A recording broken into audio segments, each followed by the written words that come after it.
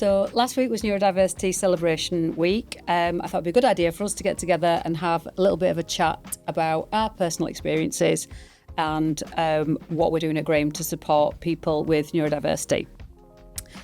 We may use terms when we're talking today, I imagine, that we're comfortable with to describe our type of neurodivergence.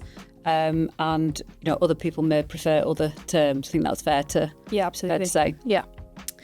So what age did you get to diagnosis then? So I was like 28, 29 when I was diagnosed with ADHD, and then I was maybe 6 months later got an autism diagnosis. So my ADHD diagnosis obviously came first. Through my life, a lot of people had sort of asked me if I had ADHD, if I was aware that I displayed those sort of behaviours but I just thought, oh no, because I had such a perception of what I thought ADHD was, and that was probably little boys who are really hyper and jump around and all of that. And actually I was quite a hyperactive child, and my parents sort of always thought, there's maybe something there. So quite a lot through my life people had said, oh, do you have ADHD? Is that a thing? And I just sort of like, oh no, it's nothing. And then, I think I just started to research it actually, and how it would display in women and what those behaviours are like. And they can be very different to sort of the traits we see in males. And I really started to recognise, myself in so many of the behaviours and things that people did. And I was like, oh, that really sounds like me. So I went and got my diagnosis for that. I was quite lucky I didn't have to wait too long, because I know some people have to wait a long time now for a diagnosis. I think I probably waited about a year. I got that diagnosis. And then in that session, the psychiatrist sort of hinted to me that she thought it might be worth me getting seen for autism as well, and just getting a check on that, because she'd sort of picked that up too. Yeah.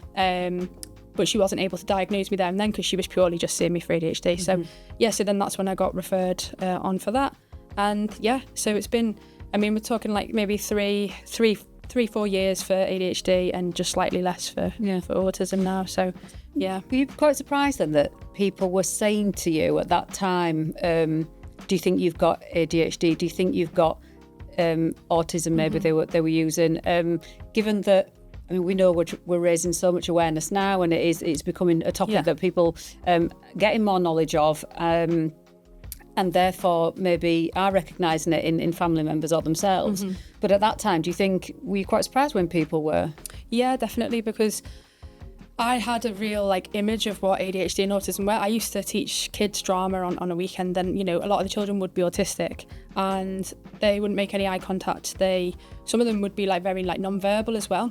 And whilst that is all true for how autism can be and how it can present, I hadn't realised that it could present in so many other ways as well. And I was probably quite close-minded to actually what the disability is and how it can be for other people.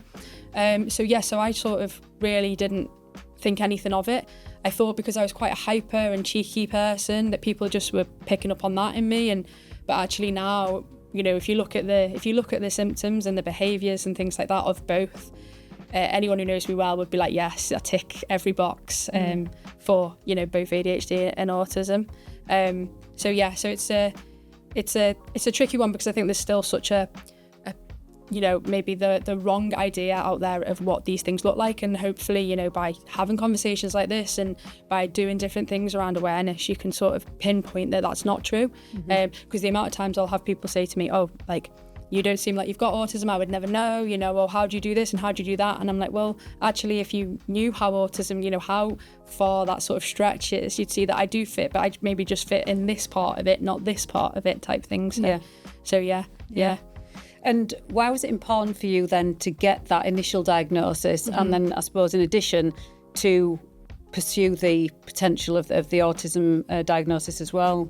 I think because you spend most of your life, and I don't know if you can relate to this as well maybe, but for me anyway, I spent most of my life all of my life up until that point, sort of wondering, why do I feel different? Why don't I fit in? why is everyone telling me I'm wrong? Because like, you know, you get told all the time, you shouldn't think that way, or you shouldn't say that, or you shouldn't do that, or it's wrong that you behave that way. And again, in school, like I did well at school. I was lucky I did well at school, but every teacher was like too chatty, distracts everyone. And all of this, and you know, I didn't have the attention. I couldn't, you know, focus. Wasn't interested. I just wanted to chat to my mates, and I would just get distracted by everything. So you spend all your life, I guess, not understanding that, and people then don't seem to understand that you're telling the truth when you say, no, I can't help it. Like I just am that way, and they're like, no, you're choosing to be like that. And so I think when you then realise that actually it could be because your brain's maybe just slightly different and wired slightly differently, you sort of want that answer, and then it really helps to be able to then, once you have got a diagnosis, you can go, okay, I couldn't help it. And it's not an excuse, don't get me wrong, it's not an excuse to, you know, just go and behave however you want and go. It explains. Yeah, absolutely. And it explains to you, and it hopefully helps as well. Like I found that it's helped me have conversations with people. Whereas before, you know, I might become really frustrated and they would too, because they can't understand why I think that way, and I can't understand why they don't believe that I think that way. Whereas now I can sort of say, oh, well, you know, because I'm autistic or because I've got ADHD, I do tend to be quite like this. And people are far more understanding, I guess, and sort of accept it rather than trying to challenge or fight, you know, what I'm saying to them. Yeah. So yeah, but I know obviously like, that's sort of like my experience, but I know yours is slightly different as well. Yeah. So what's it been like for you? What's your story with being diagnosed? So I'll be 42 next month. Don't look it. Thank you. And I found out, I got an official diagnosis, I would say, actually, in September last year. So it's quite new for me. And I had a couple of life events happen last year that made me start thinking about my identity and the way I behave, the way I reacted to some of those life events, and actually felt like overwhelmed. And having probably gone through most of my life feeling quite confident and resilient and just getting on with things, suddenly I wasn't able to do that as I would have been previously. And I was already probably reading the odd bits of research and seeing things in the media, and things were starting to make a little bit of sense. And then you joined our business, and we interviewed you to join our team, and you openly and honestly were talking in your interview about having ADHD and autism. And yeah, I think going back to what you were saying around the perception you have of you know, for me it would be young children that I've seen. I was like, well, that's really interesting. Okay. Turned out you were the best person for the job, and you joined the team.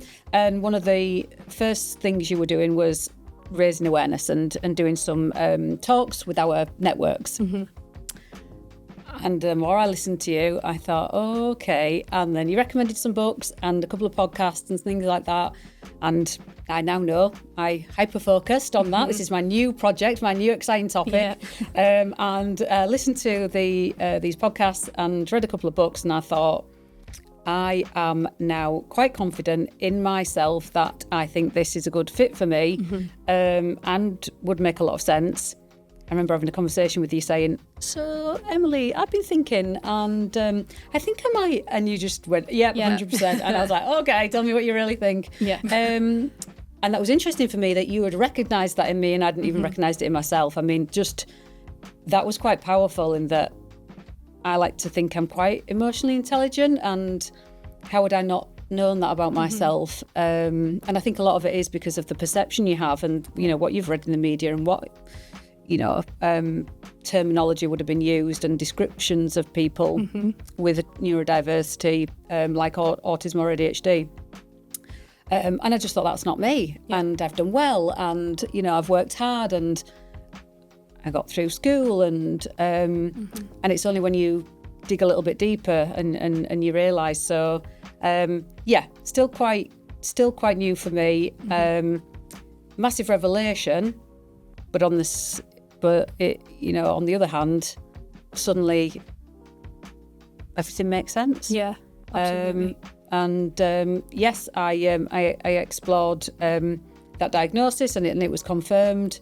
And then, I've gone down a sort of route of support. And 6 months down the line, I'm really happy that I did that. And I think it's putting me in the best position to go forward, in my life, sort of having a better awareness of myself and what does work for me and what doesn't work for me. So yeah, that's absolutely where I'm at. Yeah. So obviously for like me, when I joined Graham, I felt really safe to just tell you in the interview, like you mentioned before, that I said in the interview. I didn't just do that so you had to give me the job, like make sure I tick every box. But it's because I'd seen, the work that was being done at Graham, fairness, inclusion and respect. And I could see, how much sort of Graham were championing that. And like it was, on their website, there was articles, there was so much when I was researching the company, it was clear that it was like a focus. And I thought, well, a company like that is going to support me and going to look after me. And me telling them this isn't going to be a barrier. I knew it wouldn't be a barrier, and I don't think that's ever happened before, where I've felt like, oh, I can just actually be me and I don't need to worry. And also I think as well, the other thing since joining Graham and actually starting the job, knowing that if anybody ever did do something or say something, that the company would have my back and that they'll look after me and take care of me. So that's kind of like how I felt, I guess, joining. But what I was going to ask you is, you've obviously been here a bit longer, quite a bit longer than me. So what's it been like accepting that diagnosis, and also, I guess, then dealing with that in work as well? So like, have you had, I'm sure you have, but have you had support from like, the people you need support from in the business? And yeah, how's that been, like adjusting with the work element, and how's Graham helped with that? Yeah, and it's interesting, isn't it? Because you joined the business, and that you said that in the interview stage. We knew that when you joined, and we've had discussions about what support do we need in place, if any, and things like that. Yeah, as somebody that's been in the business for nearly 4 years, that wouldn't have ticked disability on an equal opportunities form before, and sharing that with your employer. I'm pleased to say it's been a positive experience, I suppose, is the first thing I would say. We do a lot of work around fairness, inclusion, respect, and you'd like to think that is the absolute lived experience for people when they join our business. So we share all the work we do. What we do is for our people, and often influenced by our people. And we talk about it externally, and you saw that, but it's more important for me that people experience that genuinely when they join the business. Absolutely. I was able to share my diagnosis without fear of, well, does that mean she won't be able to do her job? Yeah. Does that mean she's not capable? And that probably would have been a fear for me 18 years ago, maybe in a different organisation. Yeah, I know I felt that similar feeling when I had my child and I came back to work after maternity leave. It was important to me that people believed I was capable, didn't treat me any differently. I would have, maybe have felt a bit uncertain back then, whereas, now in the organisation that we're in at Graham, I knew that if I shared that, nobody was going to question, does that mean you can't do your job, and does that mean you're going to need support, or you're going to be an inconvenience? Yeah, absolutely. Actually. Shared that with my line manager. I've shared it with wider teams in some of the sessions that you've delivered. And I'm in the process of completing one of our workplace adjustment plans for myself to say, is there anything that I need as an adjustment wise to help me perform at my best, basically. And there's not a lot of flexibility or adjustments that I do need. But just knowing I've got the support and that, people understand, and actually we focus on of that. What are the positives that make me who I am? Because I'm me, and I'm like think I'm good at my job, and there will be some aspects of having ADHD that make me as passionate and as enthusiastic as I am. So yeah, definitely. Yeah, focusing on the positives. I think that's the thing, isn't it, as well with workplace adjustments, is like you're saying, oh, right now there's maybe not too much you need, but then if you ever do, it's there. And even if you put something in place now, if in 3 or 4 months' time that's not working anymore, you can go and change that. Yeah. So I think that's I think Graham are really good at their workplace adjustments and the plans that they can put in place for people. And that's something I would say to people, look into that. Yeah. If you're, if it's something you've not done or you've not seen, definitely go away and have a look at that. Yeah. And, what support can we offer? And as long as it's a reasonable request, you're probably going to say yes and be able to help. Definitely. Yeah. And whilst we might not feel like we need too many adjustments in our plan, they're there for everybody. Absolutely. So, we're talking about our experience and our ADHD and autism, but there are so many other things that come under, disability, obviously protected under the Equality Act. So we're just talking about our experience personally, but people might not need something now, but they might need something later. They might not know what they need, and things change. So having them there is just a massive benefit, I would say. So I'm taking from what you've said there that your initial impression hasn't changed since you joined the business? No, if anything, it's just got better, because it's like, obviously I joined feeling really positive and knowing that I was safe. And then I think since joining, that's just been encouraged even more. So anytime I have opened up about, anything like that, my disability or, my sexuality, anything, people have just been very, embracing of it, interested, but not being nosy or intrusive, but just genuinely interested. I've had some wonderful conversations with people. Some lovely comments from people as well, about opening up, and then they'll share stories with me.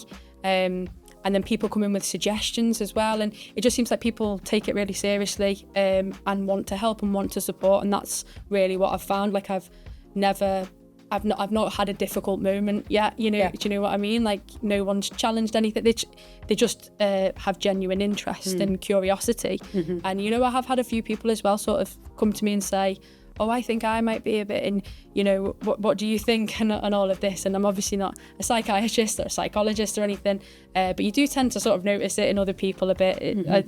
You probably find that too. So yeah, but it's just good even hearing people sort of say that and say that they might go and get that help, and that's the thing. I think the help's there if you want it, and it's just but it's up to you. No one's forcing you. So like no one's forcing you to go and get a diagnosis, and no one's forcing you to go and fill out a workplace adjustments plan. But ultimately, you've got to do what's best for you. And I think people, just need to know that the people at Graham are really good with this type of thing. And that goes from, I go to sites and everything, and I talk to people on site about it, and they are so accepting and so interested, and they're like, oh, I want to know about that, or their children as well. We have lots of parents in the business who have children who are, neurodivergent in, many ways. And I have so many conversations with parents about it too, who've just had their child diagnosed or still waiting and things like that. So I think it's something that maybe we, not just Graham, but we as a society probably haven't focused enough on in the past. But I think definitely now everyone's taking the right steps to focus on it more. And we do hear stories of people taking the children, don't we, for a diagnosis, and actually it's resonating and it's ringing alarm bells. And I think therapists are trained, clinicians can be trained to spot it in the parent and have that conversation. I watched a programme recently where it was about, okay, well, if that's the case, you put your own oxygen mask on first, and that sort of terminology. So only good can come out of it, I think. And I know from my personal experience, when people say, oh, do you want a label? Well, it's not about a label for me. It's about understanding myself. 1000%, and I deserve that. And want to be the best version of myself, basically. So actually, it's about that for me rather than a label. And I think it came at a time for me where it was having a negative impact on the certain areas of my life, and I want to do something about that. And if you think you have a type of neurodiversity and neurodivergence, if it's not negatively impacting on your life and you aren't ready, that's okay, isn't it? It's about what's right for you, basically. And some people don't feel like they need to do it, but personally, my experience was I was at that point where I needed that support, so it was important for me to do that. Absolutely. So thinking about wider workforce then, not just us and wider society, I suppose, why do you think it's important for, and we've talked about it a little bit already, but why is it important for organisations like us to be focusing on neurodiversity? I think because, in the construction industry, I think it's like 1 in 4 people, right? If I'm not wrong, misquoting that. But yeah, I think 1 in 4 people actually will be neurodivergent. Which is massive. So I believe, again, this is me, probably could be misquoting here, but I think it's about 15 to 20% of the population. So then if you think 1 in 4 is 25%, so that's a huge number. So yeah, and like I said before, I meet lots of people who tell me they either do have it or they have got a diagnosis or they're awaiting diagnosis. And I think it's so important to one of the psychiatrists I saw, actually, she said to me, when you're neurodivergent, it's like I'm a gamer, so it's like you are trying to run a Xbox game on a PlayStation, and it's just never going to work. And it doesn't mean that there's anything wrong. Like the PlayStation's fine, but it can't run that Xbox game. And that's kind of what life is like for someone who's neurodivergent. So you're trying to fit in and, be like everyone else around you. And actually sometimes maybe it's that we should look at the way that works for you rather than you just trying to fit in with everyone else. So I think that's why it's really important. I think it's important for companies and businesses to learn how they can help and listen to the feedback as well. Ask people what would help, what would make it better for you. How can we make, because work should never be exhausting, and neurodivergent people typically can suffer with burnout quite easily, and we don't want anybody ever getting to that point. And sometimes it might just be the tiniest little change needs to be made, and it can make someone's life so much easier. So I think that. But I was going to ask you actually what do you think we've got coming up in Graham that's going to be sort of great for this area in terms of. Well, as I mentioned, since you joined us, you've delivered some awareness sessions, like sort of lunch and learns and webinars. And just last week, you did something for our young persons forum in Building North Division, which was really well received. So we will continue to deliver those because I think people really appreciate them, and do some more signposting for further information. We're obviously acknowledging National Neurodiversity Celebration Week. We will continue to keep it a focus with our overall disability inclusion agenda. So there's lots more we can be doing. We do already have a neurodiversity manager's guide, for example, and we've mentioned our workplace adjustment policy and plan, and we've got employee guides, and managers guides. So we're doing the raising awareness piece and then supporting our people and our managers, and I think we just continue to do that, but we are also looking to establish a disability employee network, which you're leading on. So neurodiversity will be one of the areas that comes under that disability employee network. Yeah, definitely. I think as well, alongside that, we will look to do something as well for maybe parents of neurodiverse children as well, because we know that there are a number of them across the business, and we want to be able to help there too, because that's obviously a different area of it. But I think it's really important to acknowledge them, because that must be exhausting and tiring as well, dealing with that. So and I just wanted to mention as well that we're going to be doing some VR work and things like that, which will be super exciting. So just talk to me about that briefly then. So I've got a VR headset, and basically the plan with that is to allow people to experience different conditions within neurodiversity. So it's never going to be a carbon copy, and also everyone's experience is different. So like my ADHD will be different to your ADHD. But it gives people an idea of what it might be like, and rather than us just telling you, oh, this is what it's like, this is like, you can actually be immersed in it for a second, and just sort of feel what it's like for a minute, or what it might be like for someone. And I think it just gives a better understanding of what you might go through in a day, basically, and hopefully makes you a bit more aware. Amazing. And is the plan to deliver that on our projects, on sites, in our offices? Everywhere, definitely something I'd like to go out and do on sites, 100%, because I think it works really well, in those sort of locations. But any offices, any sites, anywhere, anyone who wants to book that in can too. So that sounds good. I'm excited to have a go on with that. And I think sharing our stories, as this disability employee network evolves, one of the most powerful things we do in Graham is whenever we have our celebration events is, the National Awareness Days, is we invite people to share their story. So the more the conversation opens up, the more other people will hopefully want to share their story. And we can, as I say, signpost people to further learning. But lots more to do in this space. But I think we should be proud of what we've done already in terms of raising awareness. So thank you. That's been really interesting. And watch this space. Thanks, Holly. Thanks, Emily.